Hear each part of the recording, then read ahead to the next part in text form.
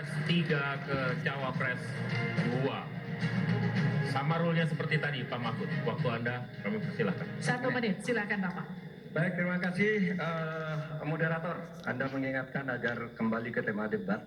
Karena tadi pertanyaannya itu carbon capture itu nanti debat keempat tanggal 21 Januari. Tapi saya tahu itu kan untuk menghindari tidak adanya regulasi sekarang ini agar tidak lagi terjadi penggundulan karena food estate seperti yang terjadi. Saya sekarang mau bertanya dalam topik ini. Di dalam visi dan misi Anda disebut kalau rasio pajak dinaikkan menjadi 23%. Dalam simulasi kami, angka itu hampir tidak masuk akal. Karena pertumbuhan ekonomi bisa 10. Padahal selama ini pertumbuhan ekonomi 5-6 gitu. Itu kalau Anda bisa menaikkan rasio pajak sampai segitu bisa 10%. Lalu bagaimana Anda mau menaikkan pajak? Orang mau insentif pajak aja orang tidak ngambil. Terima kasih. Assalamualaikum warahmatullahi wabarakatuh. Waalaikumsalam.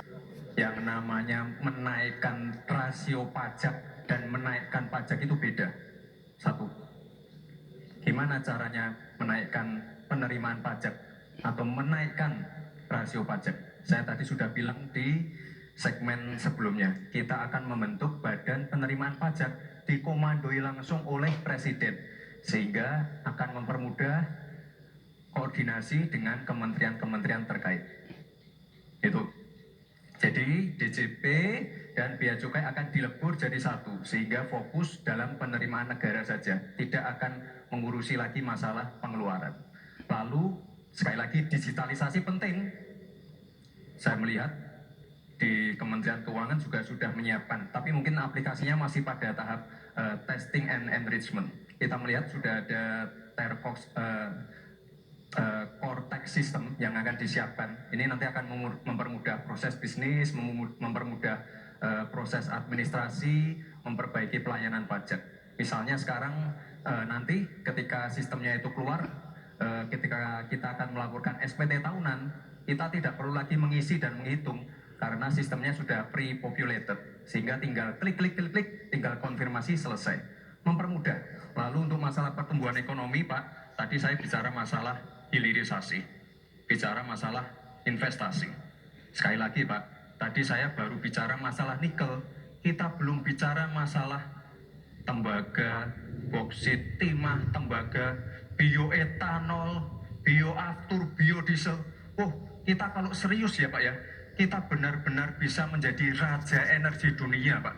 Tapi kita harus serius dan harus fokus dan harus ada keberlanjutan dan penyempurnaan. Matur nuwun Prof. Mahfud. Apa sih perbedaan antara penerimaan pajak dan tax ratio? Anda bicara 23%. 23% dari apa ini? Kalau Anda bicara bahwa beda antara penerimaan pajak dan rasio atau tax ratio pajak. Kan kalau persen kaitannya dengan PDB. Apa 23% dari APBN atau apa? Kalau 23% dari APBN itu salah. Karena sekarang aja sudah 82%.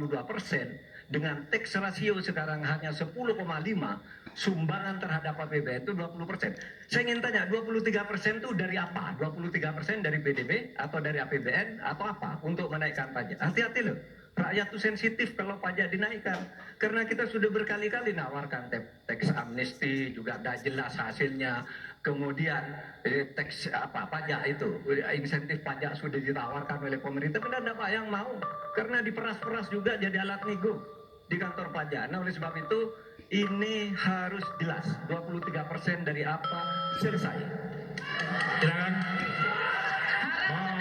Klarifikasi tadi adalah tax ratio dan menaikkan pajak, Pak. Itu beda. Kita ini tidak ingin berburu di dalam kebun binatang. Kita ingin memperluas kebun binatangnya. Kita tanami, binatangnya kita gemukkan. Artinya apa? Membuka dunia usaha baru. Sekarang NPWP, yang punya NPWP ini baru 30%. Artinya apa? Kita harus melakukan intensifikasi dan ekstensifikasi. Saya tahu pasti pada negatif thinking, kita tidak akan memberatkan UMKM yang di bawah omsetnya 500 juta, pajaknya 0.